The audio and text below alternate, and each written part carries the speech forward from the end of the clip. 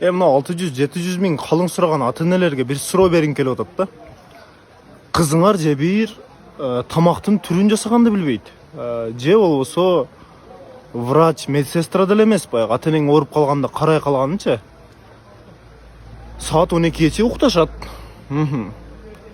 Кайненеси бечара көзүн кыры менен карап качан турат экен деп уялганынан тамак обедти жасап коет, кой ушу балдарым ач калбасын депчи.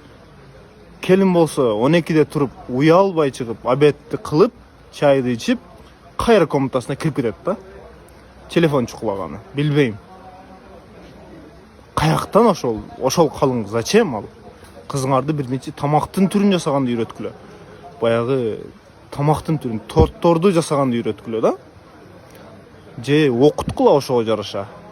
Эртең турмушка бергенден кийин кызыбыз силердин үйүңөргө деле пайда алып келет дегендей кылчы, иштеп дегендейчи. Билбейм, каяктан ошол 600-700 миң акча? Зачем? Эмнесиге бересиң? Баягы сөзү бар. Пайгамбар саллаллаху алейхи вассалам айткан.